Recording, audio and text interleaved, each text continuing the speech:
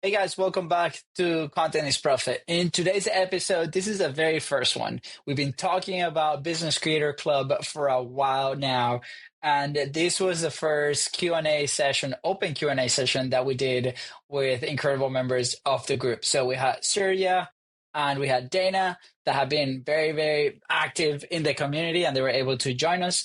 And Surya asked us a ton of incredible questions about content. In fact, I just had like the onboarding call like right before that with him, and I was like, stop, stop, stop.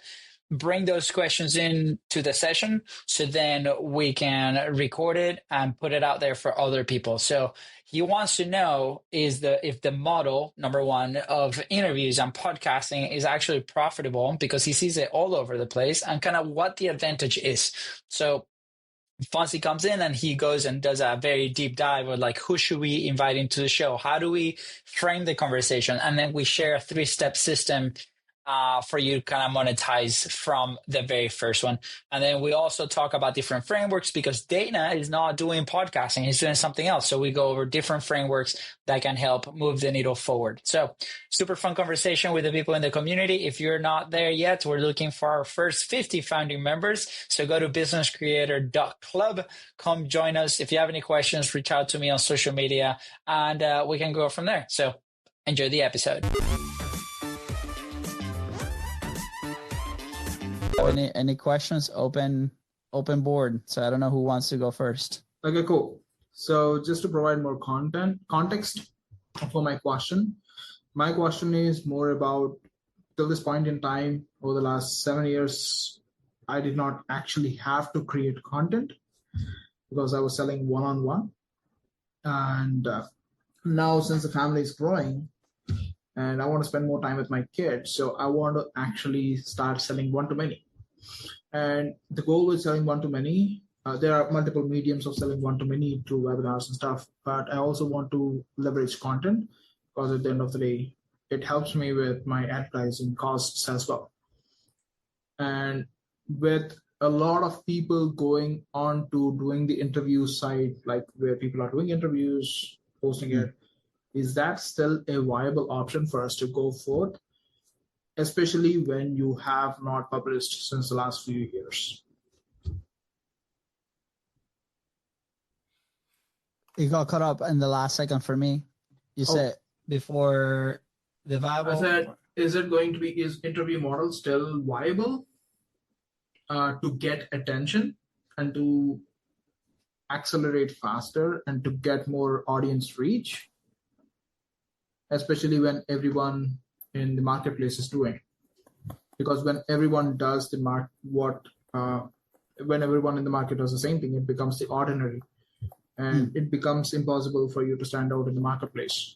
What do you mean by the interview model? I guess just like interviewing. Interview model is that what you mean? Basically, like you are expanding your reach, your influence through interviews where you are interviewing different people, bringing different people to the show, talking about a specific topic, reaching out. Yeah. And stuff. That is one way. That's one way that I think I can tap into the world of content creation. As I create more content that is more expert-based content or solving different problems. Yeah. Also, you want to take a stab? I have some thoughts on this. Sure. So first is like thinking about the medium, right? So if we're talking about interviews, for the most part, might be the medium might be some sort of long form. So it's either going to be YouTube, right? I mean, you can post it anywhere, honestly. Right? I prefer YouTube. We're mainly talking podcasting, right? We're talking that sort of thing. So you say you have experience selling one-to-one. I think the advantage of interviews is the fact that you get to build rapport quickly with the person that you're interviewing. So that is audience number one, right? You can make a sale to that person, right? You can transition that conversation to something else. But again, it's not leaving the model of one-to-one. Now, the value on that is, what we've seen with other people's podcasts, with our own podcast, is not all the podcasting is a tough medium. I will say it's a challenging medium. There's not great discoverability. Therefore, you need to have good promotion, right? Like you need to have, you create your podcast and then you got to go into put on your marketing hat and be like, okay, distribution. How am I going to promote my podcast to get listeners into it? Now, just like any other video, right? Then you got to see, well, how many, what's the retention looking like into this, right? Like, are people going beyond the hook? All these things, right? I mean, I can make it as overwhelming as you want right now. But, no, I'm good. I'm already overwhelmed, so you can't make me more overwhelmed. So that's not the idea, right? Now, if we keep that medium, that interview base, and what you're trying to do is sell one-to-many, I think the value in there is easier potentially, and I'm doing air quotes here because everybody might be different, to tap into other people's audiences, right? So we have a few concepts in here that we've worked out through our podcasting journey. One of them is the ladder of influence, right? Mm-hmm. Which is, let's say Tony Robbins is at level A, right? Top of the ladder. And we are a level C. It's going to be very difficult to make a jump from C to A and get Tony Robbins and then potentially leveraging his audience, right? But it might be easier for us to get somebody that is level C that they might be willing to share our interview. They might be able to cross promote the podcast. If we do clips and we tag them, they might share them. Again, there's multiple ways we can promote a podcast, right? But a level C influencer, right? Influencer that is kind of like aligned at our same level might be more open to sharing. But we can go to a level B, right? And then we can leverage that level B influence in a way to then get to like higher levels of influence. So that is the value that I see on podcasting on one-to-many, which is you get to leverage other people's audience, but you need to be intentional and it's going to be work. I'm not here to sugarcoat it like, yeah, dude, you make an interview and people will be sharing it. It's going to be awesome. It's going to take work. You might have to write the emails for them. You might have to create the social pieces for them. And also they have to be social pieces that are enticing and good enough that they will be like, I'll share this, right? So for what I recommend people that want to get into podcasting at first is like, dude, like focus on the big one relationship that you have in front of you, which is your guest, right? So if I would probably focus into selling some sort of, high lifetime value, product that you have. I don't know if it's a service exactly. You might have to fill me up in here exactly what is kind of like your service. Oh, it's totally service. And your product service.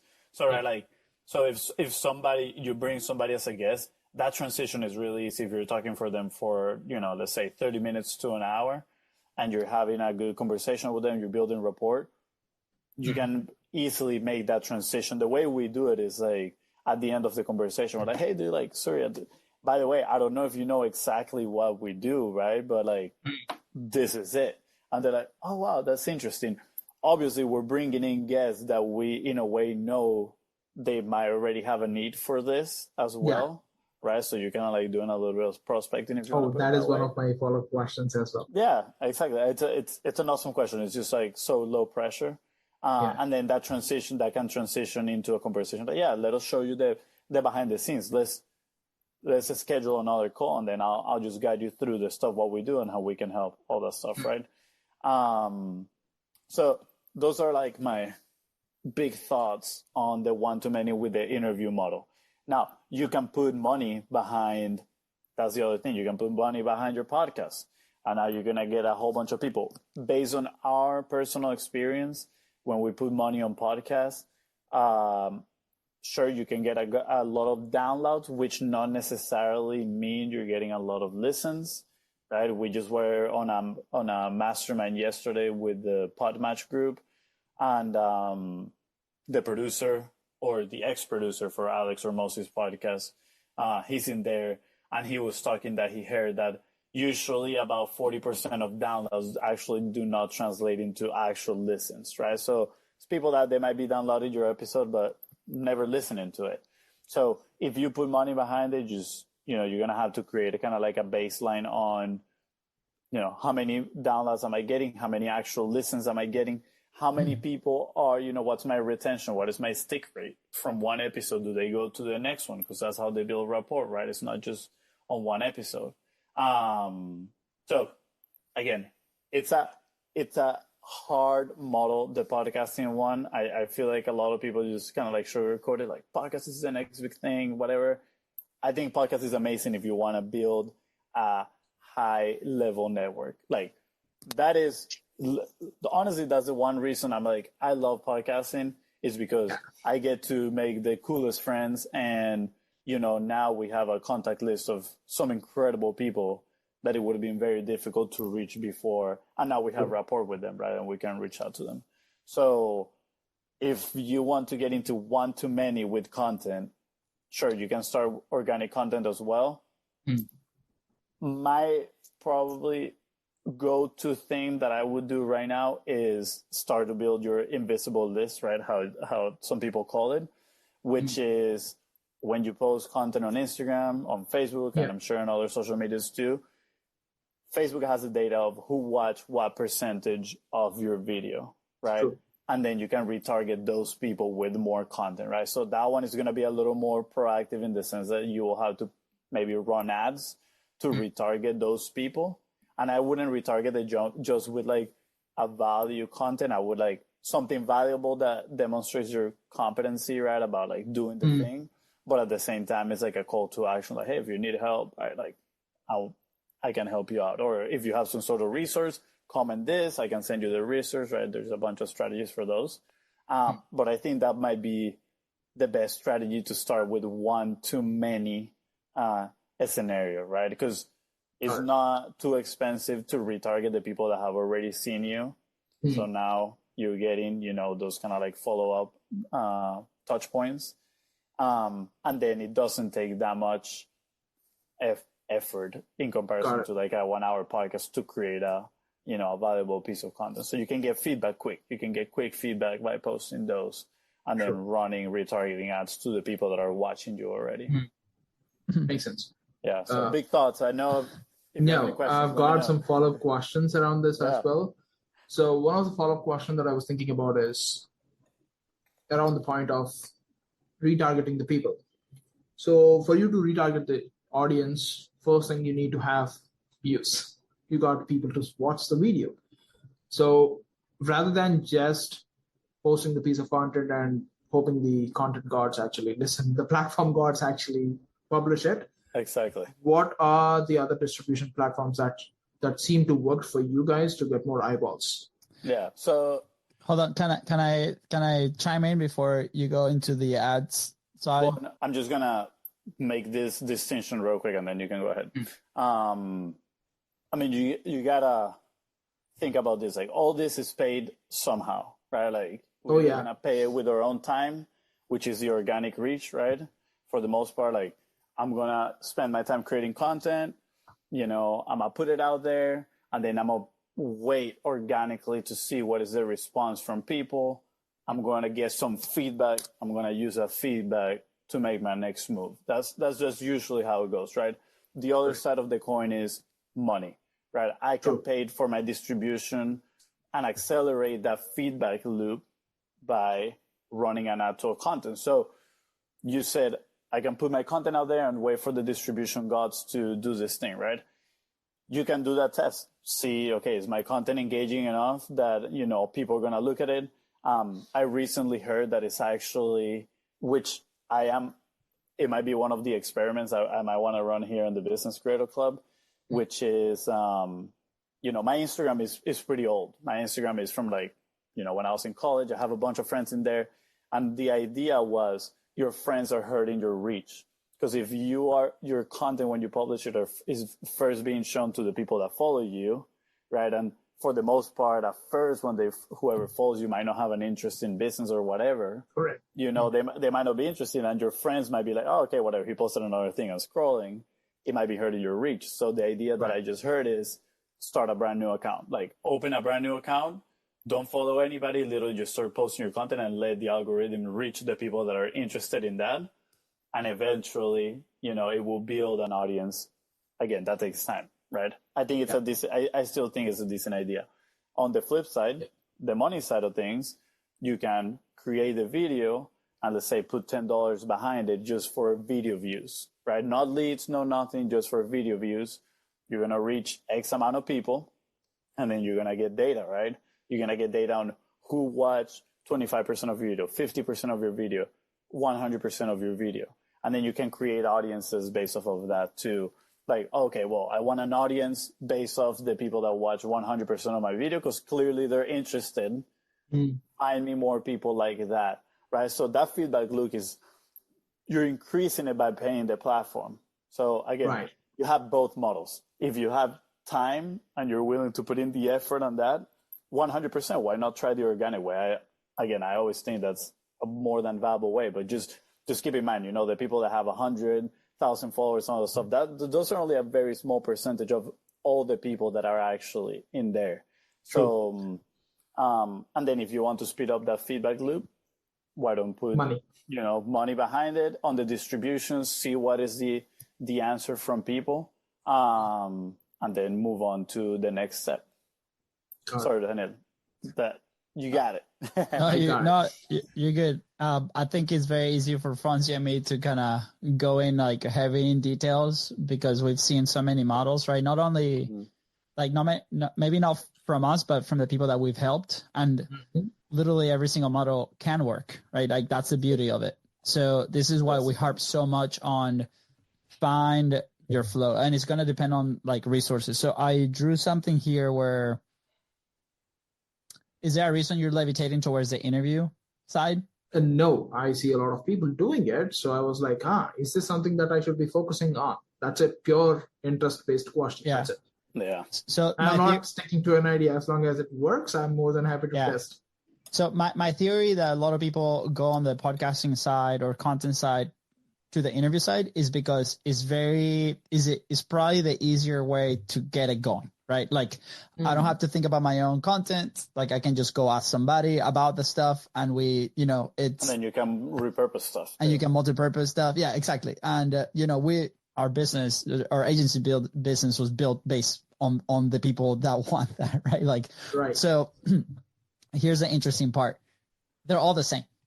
So you're like, oh man, again, another talking head video of these two people having a conversation, right? Like, so I'm a true believer that there has to be kind of like, what's the next part to that? That's just a start. That's not the end of the content itself. Like the goal is not to have the best interviews possible. Of course, like that's part of it, but there's something that comes after the conversation. Like Francis said, that relationship. So in our specific case, to be completely honest, if the podcast does well, awesome. I mean, that's how we found many of you. Dana, you found us through the podcast, right? Mary found us through the podcast. The people I've been in the community found us through that, right? But that's like, I think Dana found us after 500 episodes, right? Like, it's crazy. So part of that is like the relationships that we build with the people that come to our show is what helped move the needle, because there was a plan afterward. So I think that's where the benefit comes. The other aspect to this, it goes back to like messaging. So let's say you're interviewing people. Most people take the role of the reporter, right? So they'll be like, Surya, tell me, how do you build your business? And then like, I'm learning from what you said. So what happens on the audience level is that now the audience is positioning you as not the expert. They're positioning the expert as the expert, right? Yeah, that is also something that I was worried about. So how do we flip that? Is we are basically, you as a host, inviting people to your platform because we're both passionate about X topic, and we're both going to speak from a place of authority.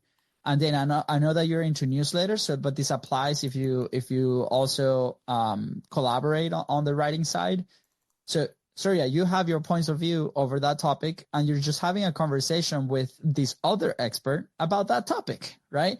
So I'll be like, hey, I respect your opinion, but we've tried this, or I like this, and it's okay to be curious and find out kind of what they do it, but the angle is a slight difference. So what happens is now we're also leveraging the interview to position yourself as an expert, because you're also giving your opinion. So on the clips, on the segments, it's not just you asking a question, it's you giving a point of view on that specific topic. So I'll give you an example on the messaging side of that.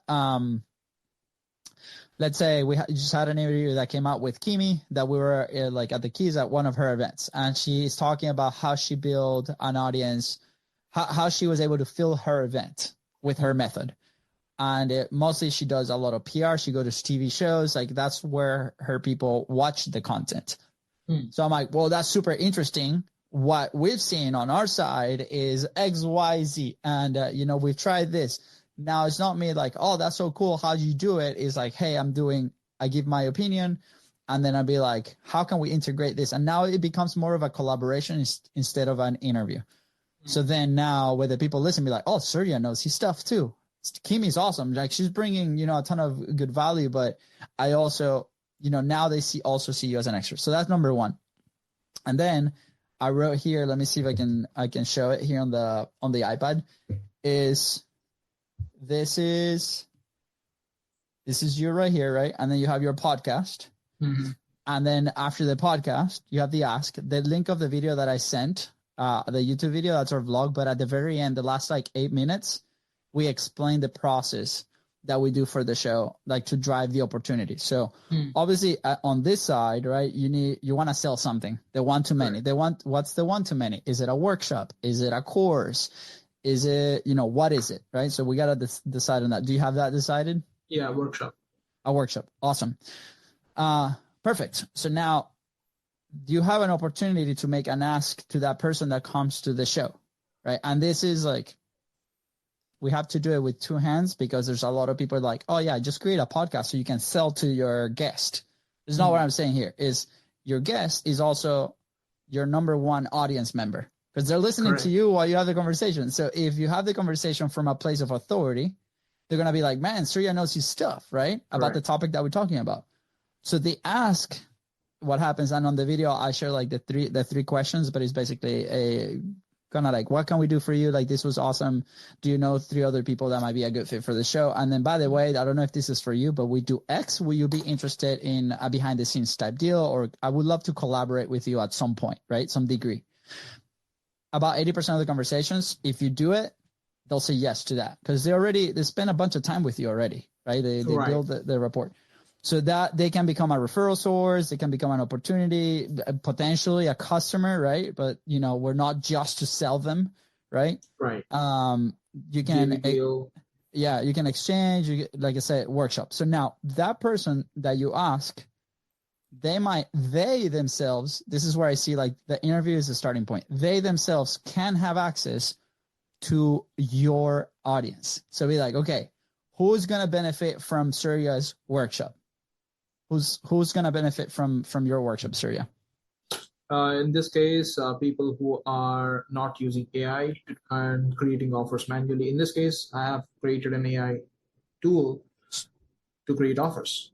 So you want to teach, do you want to show people how they can leverage AI and improve their offers? Correct. So these people. And that's a starting point of it. And that's an entry level. Okay. So then it will be like business owners, entrepreneurs that are kind of familiar with AI. They have an offer and they know they can make it better type deal. Yeah. For example, to be very specific, people who have existing offers, but the upsells, one of the biggest problems is upsells do not convert very much. So they need to come think about ideas at a later point in time. They need to come up with offers on the spot to test them very faster. So that is where the AI tool can speed up the process of thoughts and create offers that you can test faster. Okay, so obviously they have to they need to be problem aware. They'll be like, I have an offer, but it's not converting. I need to test, and I lack the creativity. I don't know how to test this fast to be able to do it. So I'm gonna try to do AI as a solution to help me test this stuff. Okay, so now the question is, who has those people, right? Like, what person, what community, what platform have those people? Do you have somebody in mind? Let's say, not counting Ryan Wilder, Myron Golden, Russell Brunson. Perfect. Okay, so based on what Fonzie said, level A influencers. Those are level A influencers.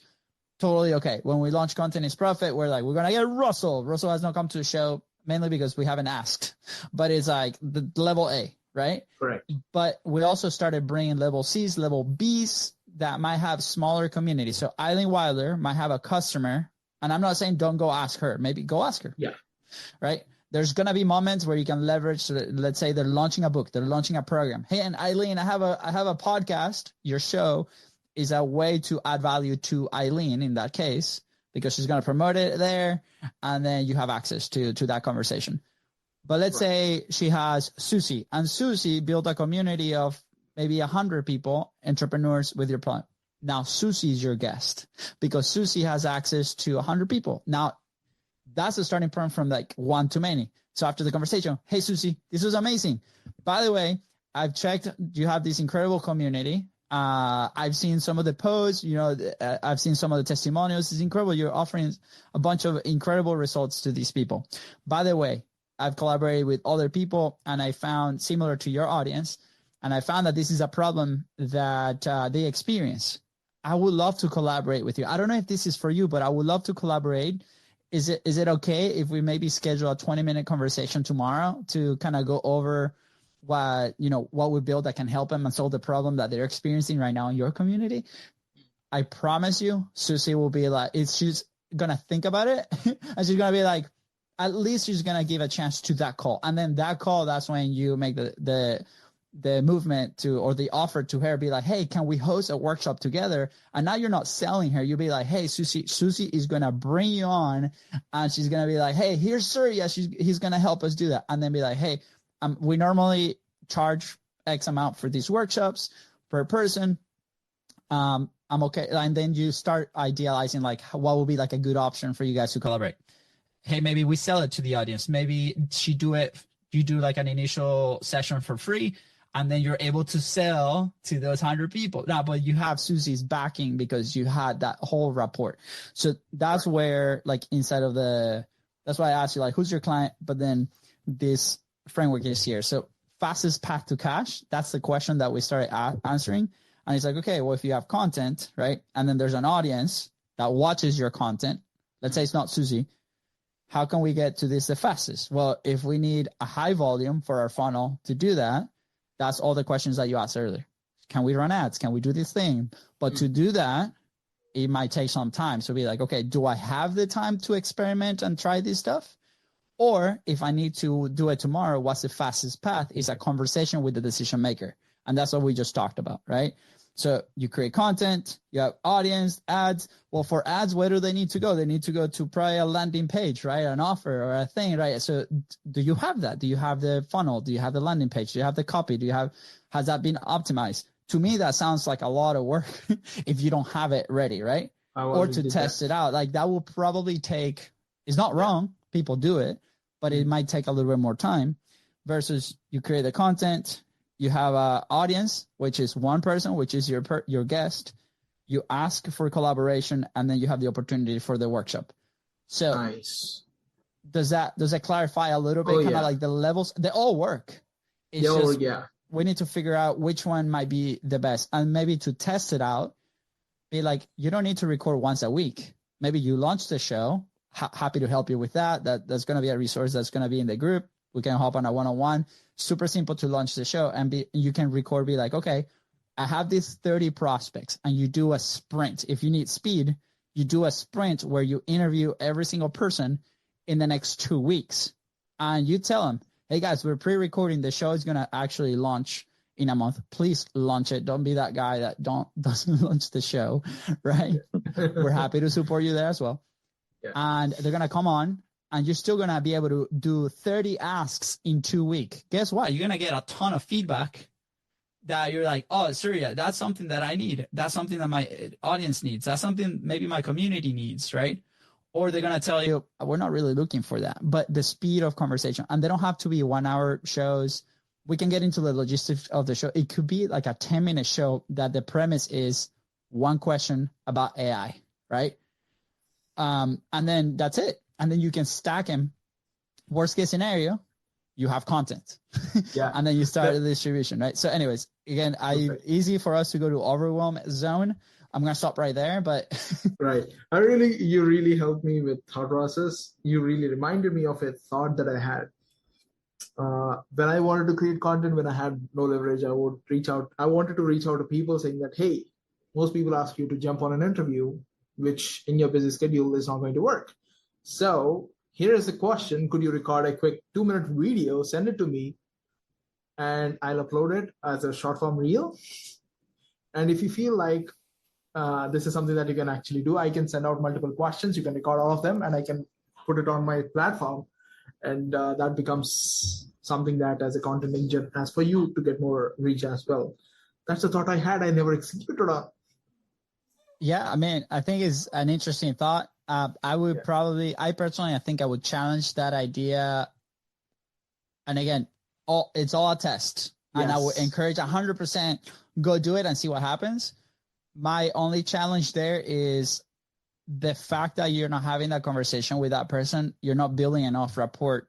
If you're following the model that we just explained, I don't think you're building enough rapport to be able to then do the ask. Yeah. Versus I'm jumping on a conversation with you, whether that's on Instagram or Zoom or Riverside, whatever platform. And we're having this connection because what happens is they jump on the call. You have a pre-conversation. Hey, dude, Surya, nice meeting you, man. Like, we're both human beings. I'm so excited you're here. I'm stoked to talk about it. You create that excitement, right? Like, and then that person connects with you personally. Right. And then what happens is you create this human connection, and then it's super easy for you to make that ask after the conversation if it's valuable, right? Like, we have to work on the message and be like, okay, is this actually valuable for that person too? So you're almost like, what was the analogy, Fonzie? Was it the peanuts or the like you add you keep adding like food. The candy analogy. Okay, so Luca, right? Luca 6 loves bubble gum, right? All these things, and he's always, Papa, can I get some gum, right? And I might not be the best for this, but it's like, of course. So I grab and I have, let's say candy or Tic Tacs, right? The orange Tic Tacs. He loves the orange Tic Tacs. So I'll be like, of course, Lou. Here's one orange Tic Tac. And he's like, all happy. And then be like, oh, no, actually, can I have it back? Is it going to be happy? Is it going to be happy? Definitely not. And then I'll be like, hey, Lou, here's you one Tic Tac. Actually, here's 2 Tic Tacs. Actually, here's a 3rd Tic Tac. But hold on. Let me get that Tic Tac back. So he still has 2 Tic Tacs. So he might not get mad. The more Tic Tac I give him, he's going to be very happy. And then let's say he has 10 Tic Tacs in his hand. Maybe I'll ask for 1. He's still going to be very happy because he has 9. Yeah. So same thing with our guests, right? What are the Tic Tacs that we give them? What's the value that we get? Well, we have an incredible relationship because we had a pre-call. Then we made it super simple for them to join. Then we're pushing their product, pushing their community, pushing their message together with our opinions. They had a great experience. They're happy. Now, when it comes time for the ask at the very end, then we're not taking the only Tic Tac we gave them. We just build a ton of rapport ahead of time. We're just taking the 9th Tic Tac, and they'll be like, dude, absolutely. Let's collab, right? So it's like, how do we build enough, rapport and give them enough Tic Tacs ahead of time so we can make that ask for collaboration? That's for this very specific one. So if you do, for example, if you do what you're doing, and again, maybe prove me wrong, Surya, dude, go execute it and prove me wrong. But I know as a host, when somebody sends me that, there's more friction for me to do it. It's like, I have to put it on schedule. It's like, maybe it's the same model, but you're like, hey, Luis, let's hop on together. I'll just walk you through it. Super simple, as easy as possible. Because the end goal is not the content. The end goal is the relationship, is the ask, and so on, right? So I'll challenge that one. But again, maybe I might be wrong. Maybe people that prefer to do that. I don't know. Right. I just got an idea. So what I'll do is I'll stack up the interviews ahead of time, talk to the people, build a relationship, do some kind of an offer at the back end. Once I have the relationship, if I send them, hey, voice note saying that, hey, this is the question, how would you do? Then I can get a response faster. I'm just tapping, being in the circle to build a relationship. That's a good idea. Yeah. I mean, try it out, dude. Report back. Yeah. Let's do it. We're going to hold you accountable. And I really like the thought process of not only selling the people, and rather than selling them, you can also JV with them. My frame was always selling the person, and you gave me a perspective that how I can turn that one-on-one to one-to-many. Yeah, definitely. I'm going to do that. It's awesome, man. Dana, has that been helpful? Do you have any questions? I mean, yeah, it is helpful. I'm curious on like how, back when I first started doing content, me and my friend were just talking on camera and doing interviews, and we wanted to kind of do a podcast. And of course, yeah, that didn't really happen. But like, how do you guys bring in interviews when you're in that early stage, like maybe Surya's in? And I felt like that was something that I got stressed about, was having to, find people without any systems, real systems in place. Yeah. Good question.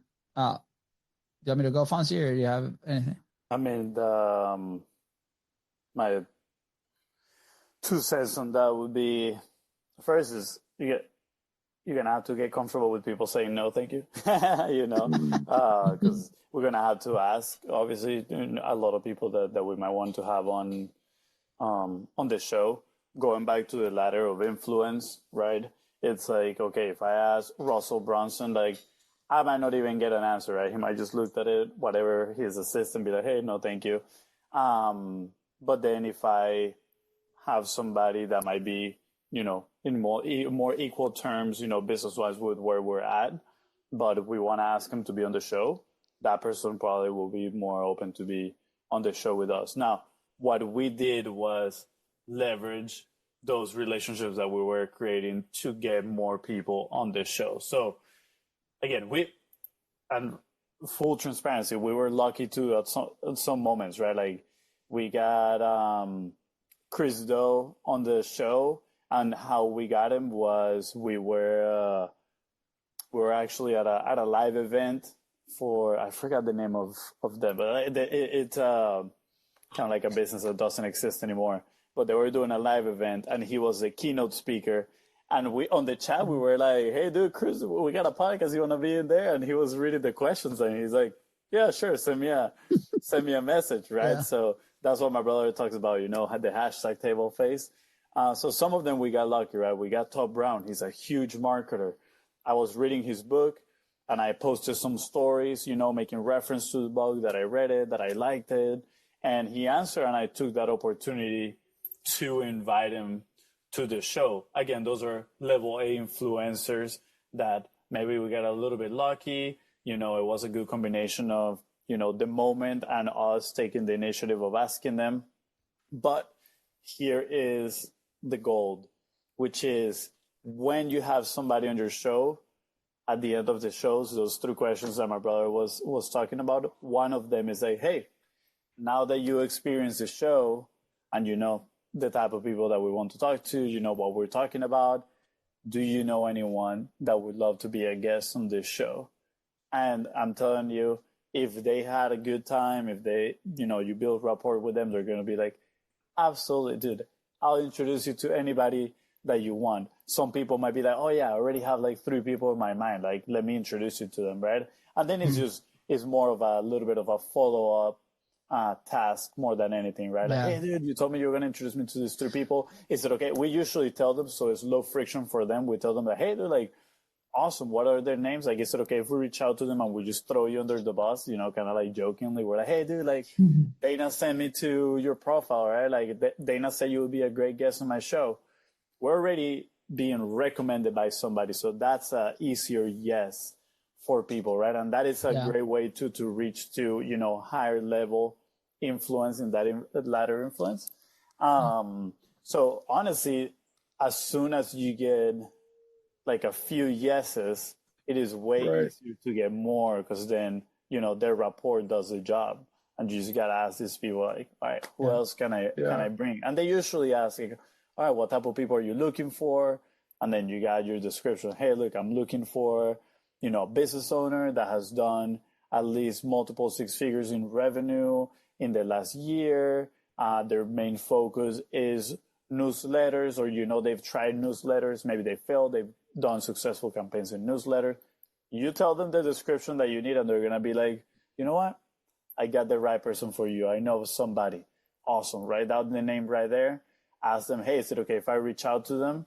And, tell them that you send me. Some of them are going to say, like, yeah, absolutely. Some of them are going to be like, oh, let me, ask them if they're interested, and then I'll connect you guys. If they say that, then you just got to follow up like, hey, did you reach out to your friend, to this person? and all that. So that is literally how we've done over 500 episodes. Every single person that comes in, we're like, do you know anybody that would love to be a part of this? And I don't think I know of anyone. I can't remember of a single person that had says, no, I don't know anybody. Everybody's always excited to connect us to somebody else. And the cool part is like, even if they don't end up coming to the show, because we still do like a pre-screening for the people that they refer, you got more connections, you got more conversations, right? So you might jump on a pre-podcast call and be like, hey, yeah, let's make sure this is an actual fit for the show. And then you get to meet them, and then you're like, wow, you actually have needs for this that I can help you with. Let's keep that conversation going, you know? Yeah. Yeah. At the beginning, it's a lot of hustling and just getting those yeses. But the big key, I mean, I'm not doing podcasts or anything, but I think the big key is asking those questions at the end, which something I never really thought of at the time or even really knew. So I mean, for newsletters, if you're doing like a collaborative piece with somebody, it's the same principle, right? And that's why I like to talk not so much about like the specific strategy, but the principle. And the principle is referrals, right? It's like you can ask for referrals regardless of the medium or the vehicle that you're trying to implement, right? At the end of the day is you're going to do newsletters, you have a conversation with somebody, ask them for a referral for a next conversation. And that way, and at first, the first people that you might need to leverage, so it's not so much of a hustle, because I understand that I'm telling you, I'm not anti-hustle, but I'm like, I don't want to be doing that part. You know, you can ask my brother. I hate like the cold outreach and all that stuff. Me too. Me too. So what we did, like the first couple of episodes were actually people we already knew. They were people from our network. Yeah. And we reach out to a friend and we're like, hey dude, like you do this, you've done it for a couple companies, you want to be our first guest? He's like, heck yeah, dude, let's do it. Right. And he has people in his network that we don't know, and then he connected us to some more people, and there you go. Of course, there's gonna be some people that you might have to do some asks and stuff like that. Like now, I personally we have a content is profit pipeline that I'm like, ooh, when I either read, I'm sure you know Growth in Reverse, the newsletter. When I read the Growth in Reverse and I see an awesome creator there, I'm like, oh, let me put him in the content is profit pipeline. I'm going to reach out and see if they say yes or no, but like, I know they'll be cool, right? Cool to have. So so eventually you get more comfortable asking the questions. Yeah. And then we have a few minutes here left, but like, are you thinking in collaborations, whether that's not podcasting, but on the newsletter side? Because like we can maybe make it super specific to like what you're trying to do at the moment. Yeah. I think something, that worked for me this week was I've been adding people on LinkedIn that are kind of in a similar boats, or maybe they're in the same career. And then, I just set up a call with this lady, and we just talked about, what she's doing, trying to just learning from her experience of trying to set up her kind of business and doing product audits and stuff like that. And those conversations kind of lead into other things. And I think I just need to make a habit, I guess, of doing that. I haven't collaborated with this newsletter. I still think there's a lot to experiment with. And I think that is. I think bottom line is like we can use the content as a vehicle to connect and add value at the same time. Right. So, and that applies whatever format. We had a guy during COVID that he was doing Instagram live shows. You remember that guy, Fonzie? He reached out to us like 7 times. I think we did one of them, but his lives were like 5-hour long, right? So at the end, like we did one where we were able to hop in 1 hour, but the guy will bring together like 5 people, and they will be like, we're talking about the one thing, and then all 5 collaborated. But that was his pipeline, and every day he had 5 different people in there. And then after the conversation, I was like, man, that was actually like really exciting. And then at the back end, he'll reaching out on Instagram, and he'll be like, hey guys, by the way, like I would love same thing, similar thing. Like we'd love to collaborate and see, what we do. And he was a little bit more like direct with the selling of the thing that he wanted to do, but he was bringing 5 people a day into that content platform. which for him was not a show, was an Instagram live, right? He called it a show, but it's an Instagram live. So logistically, it's like, okay, what am I creating? How can I connect with these people to build a relationship?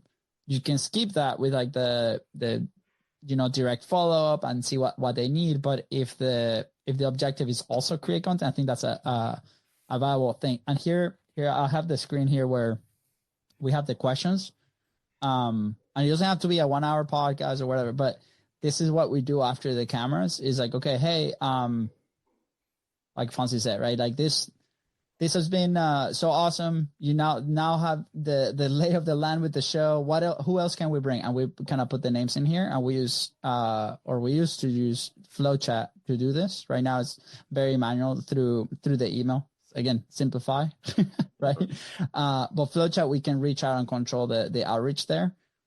And then right after that, be like, awesome. Well, I don't know if this is for you or for your community, but this is what we do. And we tell them, right? In that specific case where we're like religiously doing it was for the service. Hey, we create short form content from long form content. Like, do we provide fractional content teams?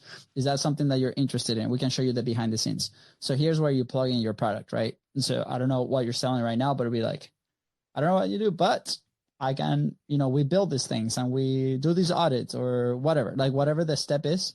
Would you be interested in collaborating? Mm-hmm. We can just hop on a 20-minute call tomorrow, right? Yeah, you can. Quick idea, and this is on top of what Maria said. Is you can offer a free product audit to whoever comes in, right, as a test, and be like, hey, yeah, in exchange for a testimonial, and then after you do that one, is like, hey, do you know any other people? Because now they experience that value. Do you know any other people that would love a product? I forgot the word right now. Yeah. Do you have anybody else that would need this, right? Right. So yeah, it's a good access. Sorry that I interrupted you. No. You're good.